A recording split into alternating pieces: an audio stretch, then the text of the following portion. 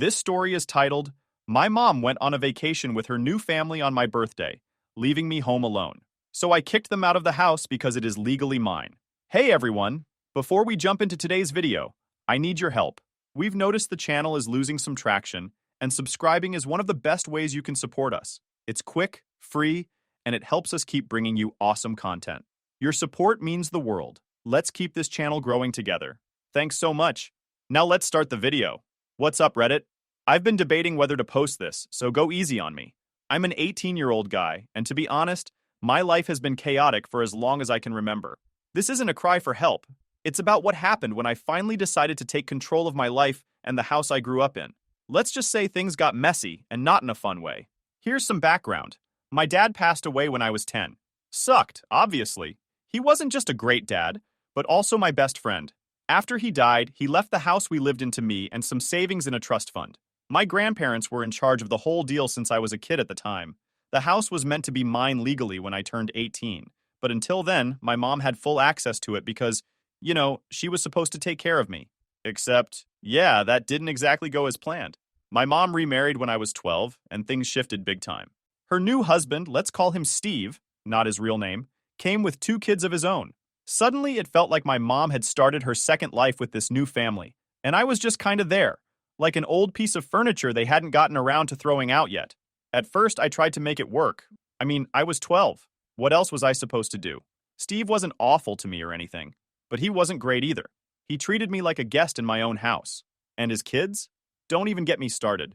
They weren't horrible, but they were loud, messy, and entitled. They'd take over the living room, leave their stuff everywhere, and straight up ignored me most of the time.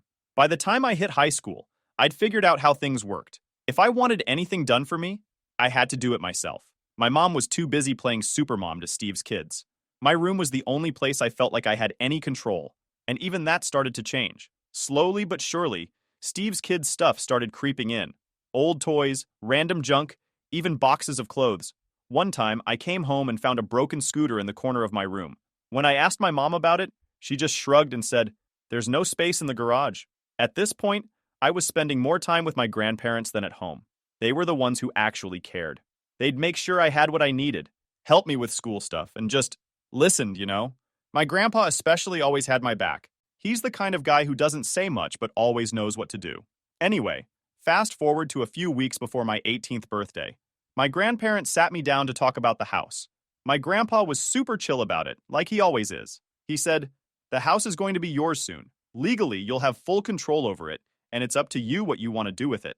I nodded along, but in my head, I was like, cool, but nothing's really going to change, right? Man, I had no idea how wrong I was. So, it's the night before my birthday, and I was actually kind of excited. Turning 18 is a shifting stage of life. You can vote, you're technically an adult, and in my case, I'd finally own the house. It felt like the start of something new. I'd been imagining a decent birthday. Nothing fancy, maybe a family dinner, maybe a cake, maybe some small gifts, just something to mark the day. But no, of course not. I'm sitting on the couch, scrolling on my phone, when my mom strolls in. She's holding a travel bag and has that casual, distracted look she always gets when she's not paying attention to me. "Oh, by the way," she says, as if she's reminding me to take out the trash. "We're leaving tomorrow for a vacation. Just me, Steve, and the kids. You don't mind staying here alone, right?" I blinked at her. I honestly thought I misheard her at first. "Wait, you're leaving? Tomorrow? That's my birthday." She barely looked up. "Yeah, I know, but we've had this trip planned for months. You'll be fine. You're old enough to handle yourself. Order some pizza or something." Order some pizza or something? That was her big plan for my 18th birthday? No party, no dinner, no acknowledgement that the day even mattered? I felt this heat rise in my chest. Like, I wanted to yell, "Are you serious right now?" But I didn't. What would have been the point? So I just sat there, staring at her while she walked away, completely unfazed. The next morning, I woke up to the sound of suitcases being rolled across the hallway. I got up, still half asleep, and walked into the kitchen. There they were, my mom, Steve, and the kids, all dressed up in their vacation clothes, looking like the picture-perfect family. My mom glanced at me as she poured herself a cup of coffee. "Oh, good, you're up. Don't forget to lock the door when we leave." I leaned against the counter, watching as they laughed and joked, completely ignoring me. "So, you're really just leaving?" I asked. I felt like I was holding back a tidal wave. Steve looked up from his phone and said, "Come on, man. You're 18. You don't need a babysitter. Besides, this trip's been on the calendar for weeks. I just stood there, gripping the counter so hard. My mom didn't even look at me when she said, "We'll be back in a week. There's food in the fridge." And then they simply left. I stood in the doorway and watched as they piled into the car, laughing and talking like they were headed to Disneyland or something. Nobody looked back. They just drove off, leaving me standing there in my pajamas, feeling like I'd been hit by a truck. I closed the door and locked it, like she told me to, and for a moment, I just stood there in the empty house. The silence was deafening. I spent the morning in a weird haze. I didn't know whether to be angry or sad or just numb. I opened the fridge to see what food my mom had left for me, and it was pathetic. Half a carton of milk, some old takeout, and a box of frozen chicken nuggets. Cool, I thought. Happy freaking birthday to me. Around noon, my phone buzzed. It was a text from my grandma. "Happy birthday, sweetheart. We'll be over soon. Love you." That text hit me like a lifeline. I don't know what I would have done without my grandparents. They showed up about an hour later with a cake, a bunch of balloons, and a gift bag. The second I opened the door, my grandma pulled me into a hug and said, "Happy birthday, my boy." My grandpa followed behind her with a proud smile and a wrapped gift under his arm. They didn't just save my birthday, they saved me. We spent the afternoon in the living room, eating cake and talking. They told me stories about my dad, how proud he'd be of me, and how much he loved me. It was the first time in forever that I felt like I actually mattered to someone. After we'd had cake, my grandpa handed me an envelope. "This is from the lawyer," he said. "It's official now. The house is yours." I opened it, and there it was, the paperwork that made me the legal owner of the house. My grandpa smiled and said, "This is your home now. You're in charge." For a second, I didn't know how to feel. On one hand, it felt good, like really good, to finally have something that was mine. On the other hand, it made me realize just how messed up things had gotten. This house had been my dad's gift to me, a place where I was supposed to feel safe and loved. Instead, it had turned into Steve's playground, where I was treated like an unwanted guest. My grandma must have noticed the look on my face, because she put her hand on my shoulder and said, "You deserve to be happy here. If anyone makes you feel otherwise, remember, you have the power to change that." Her words stuck with me, but I didn't know what to do with them just yet. That night, after my grandparents left, I was lying in bed, scrolling through Instagram, when I saw my mom's post. It was a picture of her, Steve, and the kids, all grinning in matching outfits at some fancy resort. I don't know why I clicked on the comments, but I did. It was full of stuff like, "What a beautiful family," and "You're such an amazing mom," and not a single mention of me. They didn't see me as part of their family. I wasn't their son or their brother. I was just the guy who happened to live in their house. I didn't know what I was going to do yet, but one thing was clear. I wasn't going to keep living like this. This house was mine, and it was time I started acting like it. The day after my birthday, I woke up with this weird mix of determination and dread. Like part of me was ready to take back control of my life and this house, but the other part of me was scared of what that would actually mean. It's not like I'd ever stood up to my mom before. Not really. Most of the time, I just kept my mouth shut because it was easier than dealing with the fallout. But after what happened on my birthday, I couldn't keep doing that. I wasn't just some kid who had to put up with their crap anymore. So I decided to take a hard look at the state of things. Let me tell you, this house was a disaster. The living room, covered in their stuff. Steve's tools, the kids' toys, random junk they hadn't bothered to put away. The kitchen? Gross. But the worst part? My room. I opened the door and it was like stepping into a storage unit. Boxes everywhere. My desk, the one place I used to sit and do my homework, or just chill, was buried under stacks of papers and old magazines, and my bed was pushed to the corner, almost like an afterthought, while the rest of the space was taken over by their junk. I stood there for a minute, just staring at the mess, and I felt something snap inside me. This wasn't a home anymore. It was a dumping ground, and I was done letting them treat it like one. I called my grandparents that afternoon to tell them what was going on. "You've been patient long enough," my grandpa said. "If you want them out, you have every legal right. We'll back you up." Hearing him say that gave me a boost of confidence. I mean, I'd always known the house was legally mine, but having my grandpa, the guy who's always been the backbone of our family, say it out loud made it feel real. Still, I knew this wasn't going to be easy. My mom wasn't just going to pack up and leave because I asked nicely. I needed a plan. My grandparents helped me go through all the paperwork from my dad's estate, just to make sure there wouldn't be any legal surprises. The lawyer confirmed what we already knew. The house was mine, and my mom had no claim to it. If I wanted to, I could issue a formal eviction notice and make them leave. But even with all that on my side, the thought of confronting her made me anxious. "You're doing the right thing," my grandma said. You deserve to live in a place where you feel respected and cared for. Don't let anyone take that away from you, not even your mother. Over the next few days, I started preparing for what I knew was going to be a battle.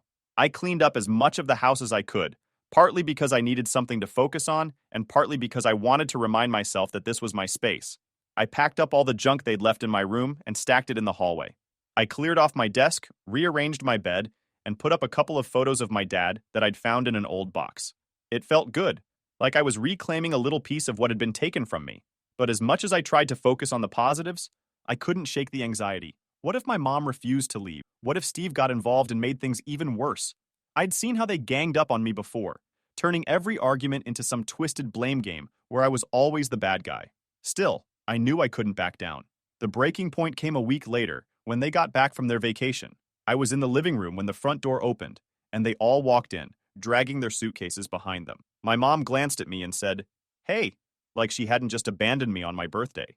Steve was cracking some joke about how expensive the trip had been, and the kids were already arguing over who got to play on the TV first. I just sat there, watching them act like nothing had happened. They just didn't care. Not about me, not about the house, not about anything except themselves. That night, I finally decided I couldn't wait any longer. I walked into the kitchen, where my mom was scrolling on her phone. "We need to talk," I said. She looked up, barely interested. "What's up?" I tried to sound serious. "I want you and your family to move out." Her head snapped up, and for a second, she just stared at me like I'd grown a second head. "What are you talking about?" "This is my house now," I said, trying to keep my voice steady. "Legally, it belongs to me. And I'm done being treated like a guest in my own home. I want you to leave." She laughed, like I'd just told her the dumbest joke she'd ever heard. "You can't do anything. You're just a kid. You can't kick us out. This is our home." "No," I said, my voice sharper now. "It's not. It's mine. Dad left it to me, and I have the paperwork to prove it." That's when Steve walked in. "What's going on?" he asked, looking between me and my mom. "He's trying to kick us out," she said. Steve crossed his arms and smirked. "Good luck with that, buddy. You're not going to make it on your own anyway." He pissed me off, but I tried to keep my cool. "This isn't about you," I said. "It's about me finally taking back what's mine. You have 30 days to pack up and leave. After that, I'll have no problem getting the lawyer involved." My mom stood up, her face red with anger. "You're being ridiculous," she said. "We've lived here for years. Where are we supposed to go?" "That's not my problem," I said, my voice cold now. "You've had years to figure it out. Instead, you treated me like I didn't exist. Now I'm done." What followed was a shouting match I'll never forget. My mom called me ungrateful, selfish, every name in the book. Steve jumped in too, accusing me of being a spoiled brat who didn't appreciate everything they'd done for me. Then she stormed upstairs, slamming doors and yelling loud enough for the neighbors to hear. Steve hung around, pacing the living room like he was trying to intimidate me, muttering things like, "This kid has no idea what he's doing." But I didn't back down. I went to my room, shut the door, and sat on my bed, shaking from all the adrenaline. I kept telling myself I did the right thing, but it was hard not to feel overwhelmed. This wasn't some minor argument. I just stood up to my own mom and told her to pack up and leave. The next morning, the tension was thick. My mom wouldn't even look at me. Steve kept shooting me these smug little looks, like he thought I'd cave any second. The kids, who probably didn't understand what was going on, just ran around the house like usual, leaving their toys and snacks everywhere. By the time my grandparents showed up, I was about ready to lose it. My grandpa came in first, his face calm but serious, followed by my grandma, who looked like she was ready to fight someone. My mom was in the kitchen, pretending to ignore them, but I saw her glance up when my grandpa walked in. "We're here to make sure this goes smoothly," my grandpa said, setting his briefcase on the counter. "Where's Steve?" Steve came in from the living room, his usual cocky grin plastered on his face. "Ah, so the cavalry's here. What's this about?" "This is about the eviction notice," my grandpa said, pulling out a stack of papers. "Legally, this house belongs to my grandson, and you and your family have 30 days to leave. This document makes it official." Steve's grin disappeared real quick. He grabbed the paper and skimmed it, his face turning redder with every word. "You can't be serious," he said, throwing the paper back on the counter. "This is ridiculous." "It's the law," my grandpa said firmly. That's when my mom finally spoke up. "You really want to do this?" she said, glaring at me. "You're going to throw your own mother out of her home? What kind of son are you?" The guilt hit me hard, but I refused to let it show. "It's not your home," I said quietly. "It never was. It was Dad's, and now it's mine. You've treated me like a guest here for years, and I'm done. I deserve better." Her face twisted, like she couldn't decide whether to cry or yell. She went with yelling. "You're a piece of shot," she said. "Everything I've done for you? And this is how you repay me? After all the sacrifices I've made?" "Sacrifices?" I shot back, losing my temper. "You mean like abandoning me on my birthday so you could play Happy Family with Steve? Or turning my room into a storage unit? Or acting like I don't even exist half the time? Yeah, thanks for all the sacrifices, Mom." The argument went on for what felt like forever. My mom tried every trick in the book, crying, yelling, cursing. Steve jumped in too, calling me ungrateful and saying I'd regret this decision when I realized I couldn't handle living on my own. Even the kids got involved at one point, whining about how mean I was being and how they didn't want to leave. But I held my ground. "You have 30 days, I said, cutting them off. "After that, if you're not out, I'll have no choice but to get the authorities involved. I don't want it to come to that, but I will if I have to." My grandparents backed me up every step of the way. My grandma, who's usually the sweet and quiet type, even stepped in when my mom tried to use my dad against me. "Your father would be so disappointed in you," my mom said, tears streaming down her face. "This is not what he would have wanted." "Don't you dare!" My grandma got sharp. "Don't you dare use his memory to manipulate him. You've taken advantage of that boy and this house for long enough. It's time for you to move on." The rest of the day was a blur. My mom disappeared into her room, slamming the door behind her, while Steve muttered curses under his breath and stomped around the house like a toddler throwing a tantrum. I spent most of the afternoon with my grandparents, going over the legal process and making sure everything was airtight. That night, my uncle came over with a locksmith to change the locks on the doors. My mom didn't even come out of her room to stop him, but Steve stood in the doorway, watching like he wanted to pick a fight. "You really think this is going to work?" he said, crossing his arms. "You're just a kid. You don't know what you're getting into." "Maybe not," I said, meeting his glare. "But I know one thing. I'm not going to let you treat me like crap in my own house anymore." Over the next few weeks, things got even uglier. My mom and Steve refused to pack up their stuff, clearly hoping I'd back down. Instead, they started making life as miserable as possible. The kids left their toys everywhere, blasting the TV at full volume every chance they got. Steve kept accidentally eating the food I bought for myself, and my mom started leaving passive-aggressive notes around the house. "You'll regret this," one of them said. "Family is all you've got." I wanted to scream. I wanted to punch a wall. But instead, I called my grandparents and told them what was happening. "You're doing everything by the book," my grandpa reassured me. "They're just trying to wear you down. Don't let them." By the time the 30-day deadline rolled around, my mom and her family had finally started packing, but it was clear they weren't going quietly. On the last day, my mom gave one final try. "I hope you're happy," she said, as she loaded the last box into their car. "You've torn this family apart." I didn't respond. I just stood there, watching as they drove away, leaving the house and me behind. When the door finally shut, I felt a wave of relief like I'd never felt before. It didn't feel real at first. The house, for once, was completely silent. I just stood there for a few minutes, letting it sink in. For the first time in years, the house was mine. My grandparents came over not long after they left. My grandma pulled me into a hug the second she walked in. "You did it," she said, her voice full of pride. My grandpa nodded behind her. "We're proud of you, kid," he said. "Standing up for yourself isn't easy, but you did the right thing." We spent the rest of the day cleaning the house from top to bottom, until we got everything back to its place. The first week after they left was peaceful, but it didn't last long. My mom wasn't the kind of person to let things go quietly. She started calling and texting me constantly, alternating between curses and outright threats. Something like, "Don't think I won't take you to court over this." At first, I ignored her, but the texts kept coming, and the things she said started to get under my skin. I wasn't doing anything wrong. I knew that. The house was legally mine, and I had every right to reclaim it. But still, the way she talked made me second-guess myself. I called my grandparents to tell them what was going on, and they immediately stepped in to help. My grandpa got in touch with the lawyer who handled my dad's estate, and we went over everything again to make sure we were on solid ground. "You're doing everything by the book," the lawyer reassured me. "She doesn't have a leg to stand on." That gave me some peace of mind, but the stress was still there. My mom wasn't just trying to get to me, she was also dragging the rest of the family into it. She started spreading rumors among my extended relatives, painting me as some heartless, ungrateful son who had thrown his own mother out onto the street. At first, I didn't even know it was happening. I started getting random texts and calls from aunts and cousins I hadn't talked to in years, all of them asking me what was going on. So I sat down with my grandparents and some of my closer relatives to explain everything. I told them about the neglect, the clutter, the way she abandoned me on my birthday. I even showed them the legal paperwork proving the house was mine. My uncle, who's always been blunt, didn't hold back.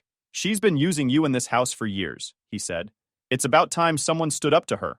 Word started spreading, and eventually the tide turned. Some relatives still believed my mom's version of events, but the ones who mattered most had my back. My uncle even confronted her at a family gathering, calling her out for the way she'd treated me.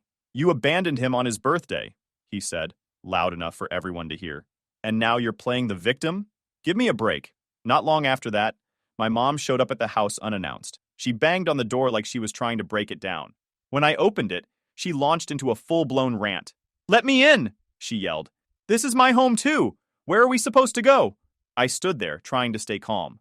"It's not your home," I said firmly. "It's mine. Legally. You've had years to figure out your situation, but instead, you treated this place like a free ride. Now it's time for you to move on." She tried to push past me, but my grandpa, who happened to be visiting that day, stepped in. Her tone shifted from anger to full-on rage, her face contorting like she was about to explode. "Are you freaking serious right now?" she screamed, jabbing her finger toward my grandpa. "This is your fault. You've always hated me, haven't you? You've been waiting for this moment to turn my own son against me, you old bastard." My grandpa, as calm as ever, didn't flinch. "This isn't about me," he said evenly. "This is about you, and the choices you've made. You've taken advantage of him in this house for long enough. It's time to move on." But she wasn't done. "Move on? Move on to what, huh? A cardboard box? You think you're so high and mighty with your little speeches, but you're nothing but a bitter old man sticking your nose where it doesn't belong." My grandpa raised an eyebrow but didn't engage. "You've made your bed," he said. "Now you have to lie in it." That only made her more furious. She turned to me next. "You're just like him," she spat, her eyes wild. "A selfish, ungrateful little brat. I hope this all blows up in your face, and when it does, don't come crying to me or to your precious grandpa." She stormed down the driveway, shouting over her shoulder. "And you!" she yelled at my grandpa, pointing at him. "You're a miserable old fool who ruined everything. I hope you're happy, you piece of crap." I stood there, my chest tight, watching her leave. It hurt more than I wanted to admit, hearing those words thrown at the one person who had always had my back. But as my grandpa put a reassuring hand on my shoulder, I reminded myself that I wasn't doing anything wrong. In the weeks that followed, things finally started to settle down. My grandparents and I spent more time together, cleaning, redecorating, and turning the house into a place I could truly call home. My uncles and aunts pitched in too, helping with repairs and offering advice on how to manage everything on my own. The house wasn't just a house anymore. It was my sanctuary, a place where I could build my future and honor my dad's memory. Every time I walked through the door, I felt this deep sense of pride and gratitude. Honestly, I feel like I got some scars from all this, and not the kind you can see. I always thought turning 18 meant freedom and starting fresh, but no one ever tells you how complicated and messy it can be. I didn't expect the adult world to suck this much, and I definitely didn't expect to face all this drama just to feel like I had a place to call home. It wasn't easy. Like, not even close. There were so many moments where I wanted to throw in the towel and let them win, just because it would have been less exhausting.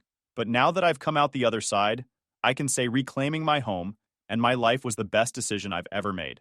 It feels different now when I walk through the front door. This place doesn't feel like a battlefield anymore. It feels like mine. I've been doing a lot of thinking about what comes next. For one, I've been working on turning the house into a place I can actually enjoy.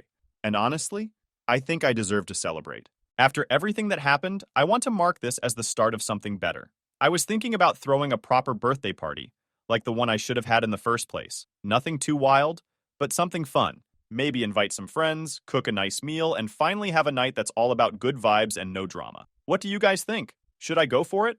Thanks for reading, by the way. This whole experience has been a lot, but getting it all out here has been weirdly therapeutic.